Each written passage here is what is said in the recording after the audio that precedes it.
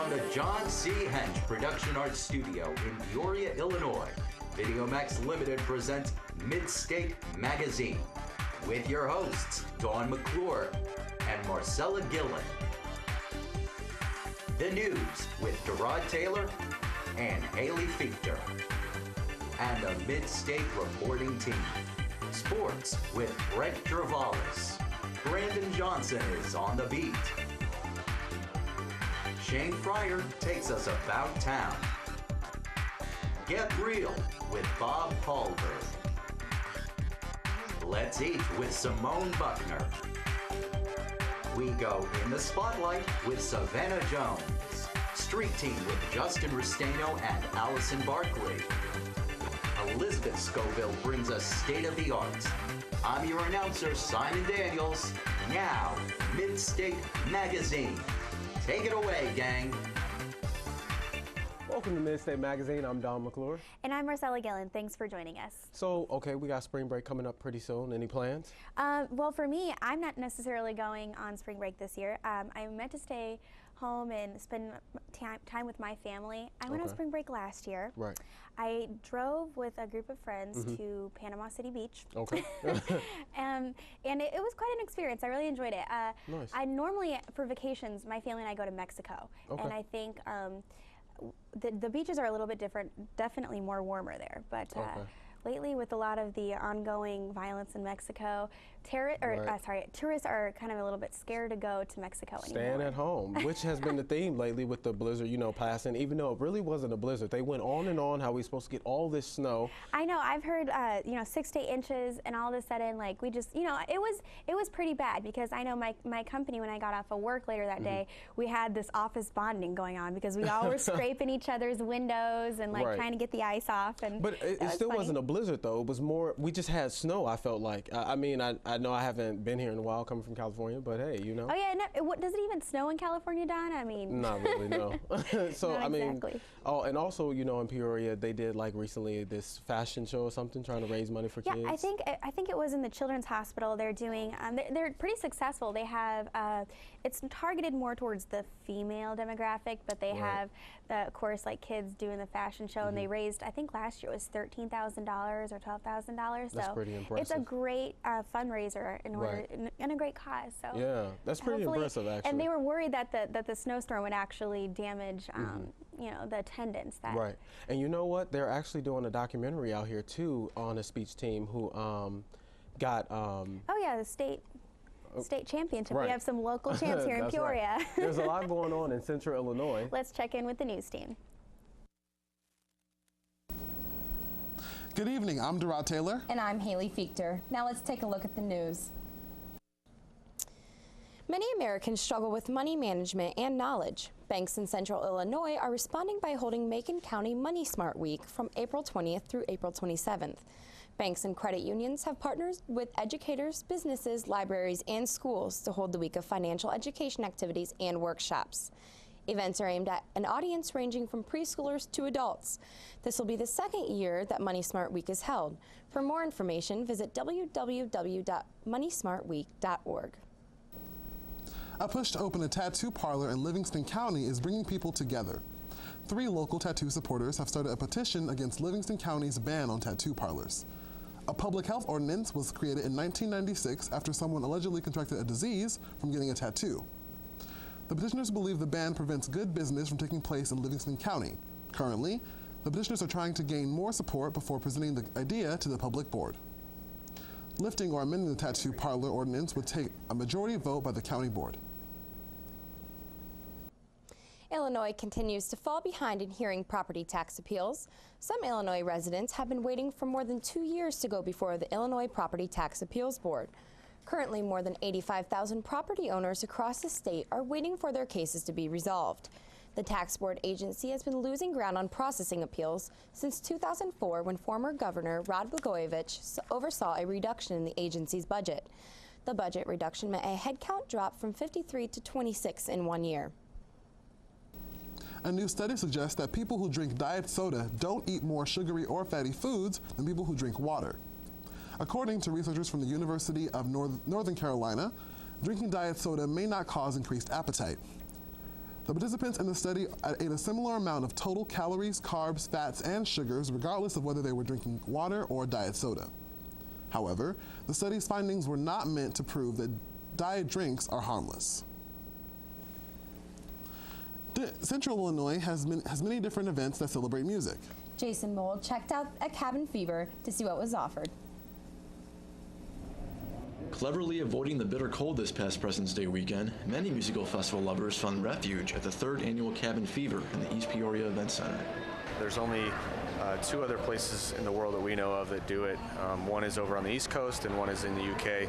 But we try to kind of model a summer outdoor camping and music festival because, as the title of our event suggests, people are kind of antsy and they want to get out and they want to do something in the middle of winter. So this is kind of our option for people to do that.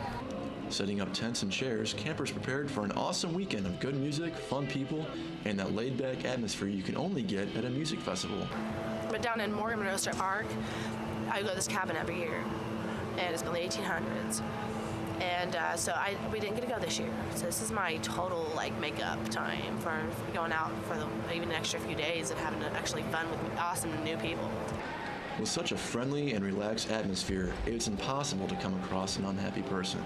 People just seem to have a family-oriented feeling here, and they get to experience the music, they get to bring their kids, so it's all around fun for everybody. Nice people, good music, and a well-needed break from the cold, Cabin Fever was the perfect place to spend a holiday weekend. For Midstate Magazine, I'm Jason Mall. Thanks, Jason. Now let's go to Brent with sports. Thanks, Haley. Floyd Mayweather Jr. is returning to the ring. Mayweather, who is 43-0 with 26 knockouts, signed a 6-fight, 30-month deal with Showtime CBS, effectively ending his career with HBO. His first fight will be on May 4th, where he will defend his welterweight title against interim belt holder Robert Guerrero. Guerrero, who is 31-1 with 1 draw and 18 knockouts, has won titles at the featherweight and junior lightweight levels, plus interim belts at the lightweight and welterweight levels. The fight will take place in Las Vegas at MGM Grand. It will receive heavyweight promotions on various CBS outlets, including the NCAA tournament and the Final Four. 4 different athletes, 1 common honor: introduction into the Bradley Hall of Fame. At the final Braves Club luncheon of the year, fans came to honor the following athletes: Gavin Clinton, the only All-American only athlete in Braves history who went on to play professional soccer for the island nation Turks and Caicos. Track and field athlete Philip Lockwood, who helped establish the Coleman Race for the Cure in Peoria.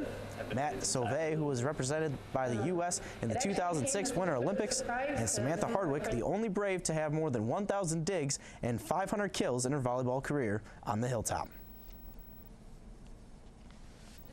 Shocked and so excited.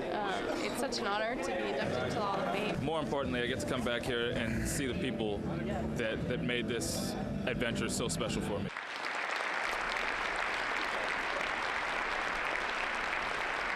All 4 athletes were officially inducted into the Hall of Fame the next day during the halftime of Bradley's game against Indiana State. Jerry Buss, owner of the Los Angeles Lakers, died last week from kidney failure. He was 80. Buss presided over the team that won 10 NBA titles and showcased some of the biggest names of professional basketball. He introduced Showtime to LA, bringing entertaining basketball to the entertainment capital of the world. The owner bought the Lakers along with the Los Angeles Kings and the Forum, the building in which the Lakers play, in 1979 for $67 million. Buss was born on January 27, 1933 as Gerald Hayton Buss. That's it for sports. Back to you, Haley. Thanks, Brent. Police were called to break up a bingo game fight at a senior living apartment building in New Hampshire last week. It was reported that there was some pushing and shoving over Avon products during the building's regularly scheduled bingo game. Police said that the alleged victim had marks on her arm. Officers are investigating whether an assault occurred and whether to press charges. There were wheelchairs and walkers being thrown around. Who knew bingo could be so cutthroat? Well, that's it for the news. I'm Brent Javalis. I'm Derod Taylor. And I'm Haley Fichter. Have a great night and join us next week. Thanks, news team. All right, so the bingo story? Well, that's you know, that's so funny. I used to play bingo back when I was a child in junior high, I believe, because our teacher thought it was a great way to review games, like the lectures and the material and stuff. I don't think we ever broke out in fights, though.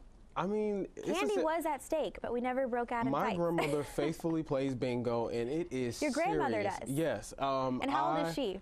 She is in her 70s now. But the But point she's still being, going yeah, the strong. point being is it's a very serious game. People do not take it lightly at all. I mean, if I was playing, I would not be opposed to going down if we both had the same bingo card and we both yelled bingo. So there can only be one winner? It's the first person that yells bingo? In my opinion, I don't know how they do it out here. So maybe they need refs for this game, evidently, if these fights are going to break out. Speaking of other things going on in Peoria, we also had the Tunnel of Oppression, which was about pretty much making people here at Bradley and the community of Peoria aware of minorities. And as a minority, how do you feel being here on Bradley campus? You know, personally, I don't think that I experience any.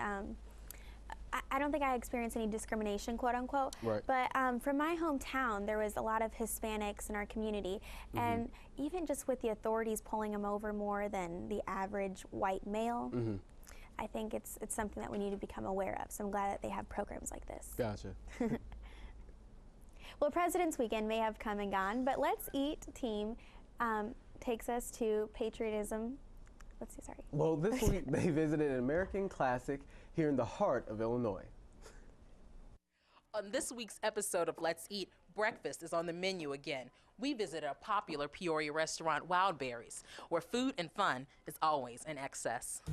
Located at 4114 North Brandywine Drive, Wildberries feels like a home away from home.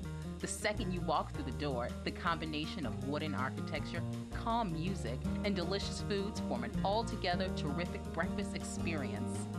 I had the privilege of speaking to one of the managers about the unique atmosphere Wildberries provides. That I enjoy the most about my job is when we do have our regular customers. If we have time, we like to sit down and talk to them, maybe have a cup of coffee with them, and just talk about what's going on in their life, what's going on in ours, and really get to know them. Speaking of coffee, Wildberries has a coffee bar where you can treat your palate to over 20 different smoothie and coffee combinations. Not only does Wildberries have a wide variety of beverage items, the menu also overflows with many delicious homemade entrees. At Wildberries, customers never leave hungry. The price is really cheap and the portions are really good. Nice portions of your food, you know, at a really cheap price. Along the many items we tasted, the pancakes were our favorite. They were sweet, fluffy, and never-ending. Our combined meals came to a total of $35.31. Wildberries serves a very satisfying breakfast, and we left with talk of returning trip. We like to deliver great food and great service and make everybody feel special and important. So if you're looking for great food and great service, stop by Wildberries and never go hungry again. For Midstate Magazine, I'm Simone Buckner.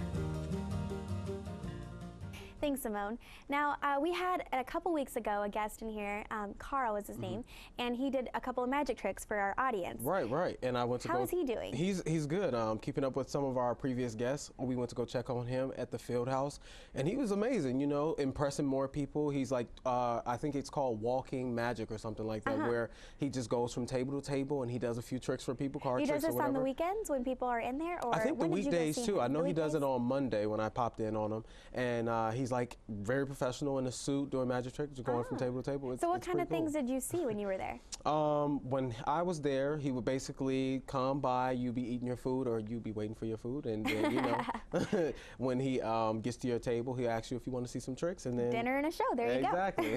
There's a lot of relationship drama in the music world. Brandon has all the news with On the Beat. Welcome to On the Beat. I'm Brandon Johnson.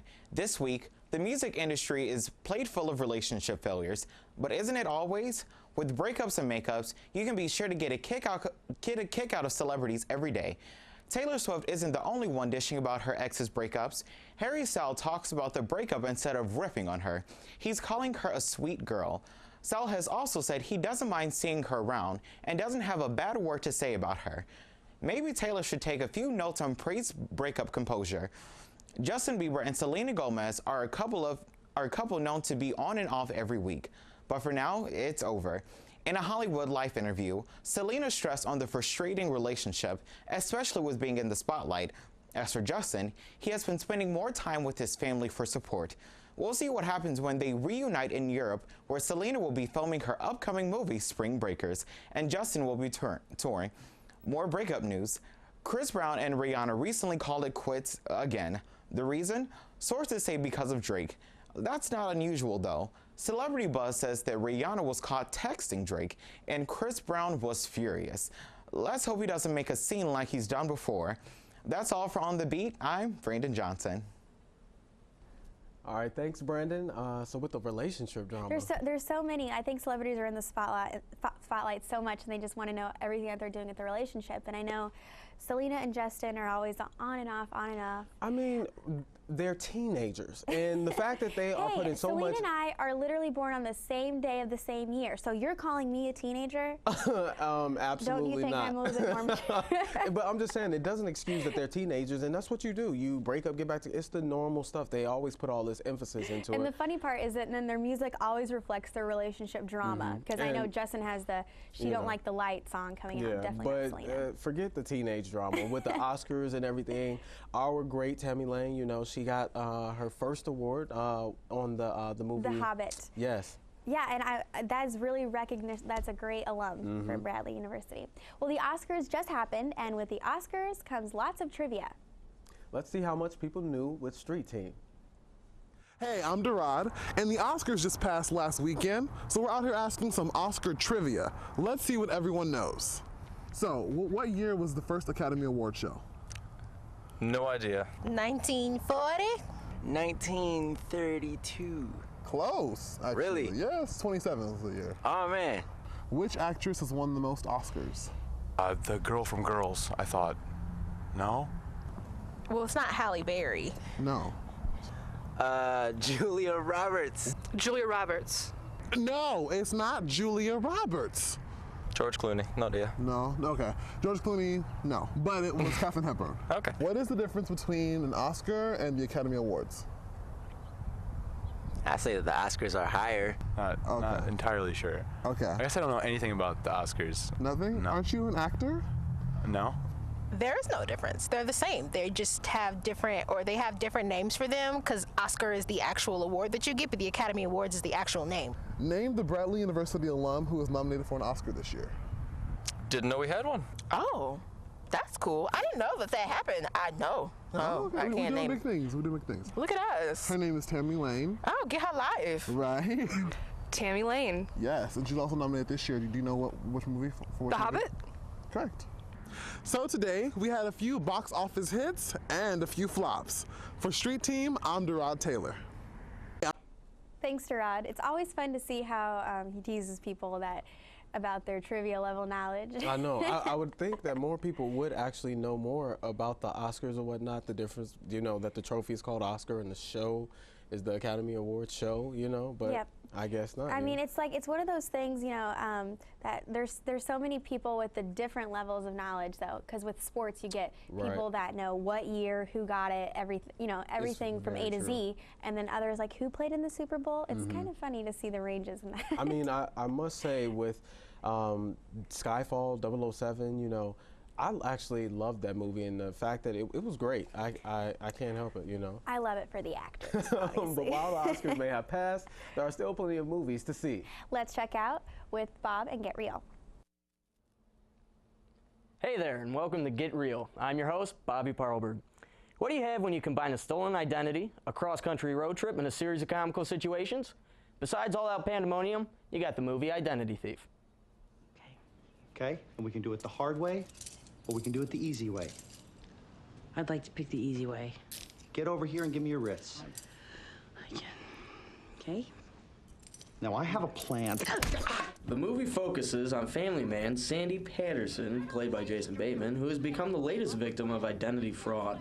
The thief is none other than Diana, played by Melissa McCarthy. Sandy discovers the only way to clear his name due to Diana's actions is to travel from Colorado to Florida and bring her back to give a statement in his favor. But Diana is not going to go without a fight. The idea actually stems from Bateman himself. Jason brought up to me the idea of ID theft. I hadn't heard the title of it, and I only heard his brief description of what it would be. And it was his great idea to switch it from a male role that Melissa's part was to being something that was tailored for Melissa. When I heard the idea and I heard that she would be the criminal, and that he'd be chasing her down, I just knew it was going to be awesome. The movie is not just full of comical situations, and instead also shows a softer side, zoning in on family and love, which brings about McCarthy's acting abilities as a comedian, as well as someone who can bring a tear to the audience's eye. I lose, you win.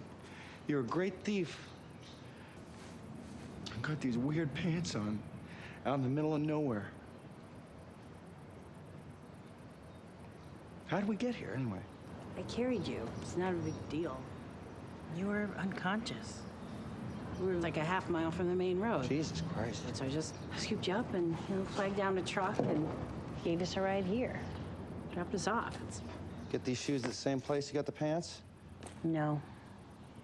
Yeah. Clerk said an EMT took him off a dead hobo, so. Come on. He's not gonna need him back, so. Guy died in these? All in all, I give Identity Thief 3 out of 5 stars. For Get Real, I'm Bobby Barlberg, and remember, I've seen it, so I mean it. Thanks, Bob. All right, so Identity Theft, the movie. Well, yeah, I think that movie kind of covered the funny side of identity theft, but really it's a serious matter. I mean, today people go through your garbage and they'll put together shredded pieces of paper just to get information. It's kind of terrible. I mean, part of it is, I feel like part of identity theft is because it's so much that's accessible to people or on credit cards or on phones now. The technology is kind of getting out of hand where you can bank on your phone, and even though it's convenient, it's so easy to take over somebody's phone. I think technology really facilitates the whole concept of identity theft. Right. And people are starting to, bank on that industry because then they're selling you these softwares that help protect your identity. So you're just getting your money taken, whether you're trying to protect your money or just it actually is stolen. So you lose it in either way. And I mean, how do you get out of something like that when you get your identity? Your life would be completely I guess discarded and build it up again. Unfortunately. All right, well.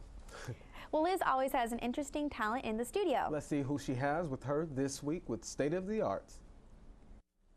Hello, welcome to State of the Arts. I'm your host, Elizabeth Scoville. Today in the studio, we have Daniela Vidal. She's a senior at Richwoods High School, a straight-A student, and a National Honor Scholar. She's also a classical violinist, and we welcome her to our show. Hi, Daniela. Thanks for coming. Oh, no problem. I'm glad to be here. Good. So when did you first get involved with music?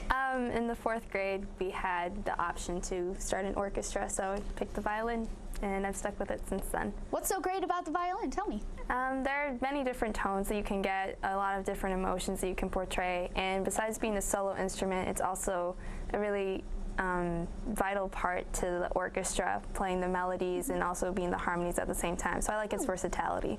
Do you play any other instruments, or do you think you'll ever consider playing something else as well? Well, I wish I could play the cello, but I don't know if I'll be able to because my hands are too small. But yeah, I'd like to play the cello one day, but I don't play any other instruments besides this. So I imagine you're involved in orchestra in your high school. Yes. What are you going to do with music going into college? I hope to just take some private lessons and possibly just be in the college orchestra and just go from there and try to even progress further. You don't plan to major in music by chance? No, I don't. Why not? I feel like I could be more focused on what I want my career to be, but I don't see my career being in music. You know what? That's fair. So what are you going to be playing for us today? I'll be playing Le Sien by Saint-Saëns, and it's originally for cello, but ooh, interesting. All right. Transposed for violin. Okay, I'll hold it for you. Thank you. All right, thank you. Whenever you're ready. Okay.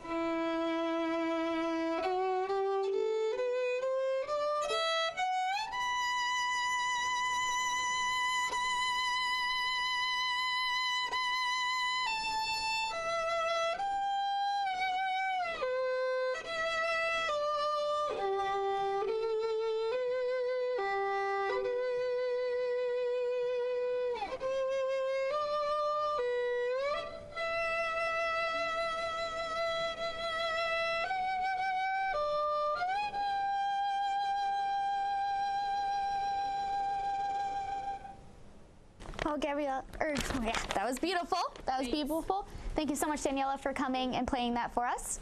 And thank you for watching. That's all the time we have for this week. For State of the Arts, I'm Elizabeth Scoville. Thanks so much, Liz. I really appreciated that piece. No, that was amazing. We was just sitting here talking about how, I mean, this was that to hear the violin and I didn't know it was your favorite, and it's one of my favorite things to listen to. It's few things we agree on, Don, but we can agree today that our favorite piece is the violin. It has. I mean, when I hear it, what it speaks to me, it has like this a certain sadness that just it really does sit with me, and you know, it makes you think, and it's so soothing and whatnot. And I was just saying that how I was at school once, and this girl who sang opera, and then this guy who was just like randomly doing some violin They come song. together and and they just started like she was singing, and they was just like going off. That's a whim, why I think and it is good. such a shame that you know, schools, when they do their budget cuts, they want to cut the arts program, because I think that it develops. People need to appreciate it for what it really is, and not undermine it so much. So. The arts always seem to go first, but I mean that was absolutely beautiful. I have nothing else to say about that. Let it do its own talking. I know. And it's actually a very hard instrument to master, because it kind of is. It's difficult to like really get the note right on and make it come out just right, because you can't just play it like a piano. It's true. Well, that's all the time we have this week. For Midstate Magazine, I'm Don McClure. And I'm Marcella Gillen. Have a great night and join us next week. Man.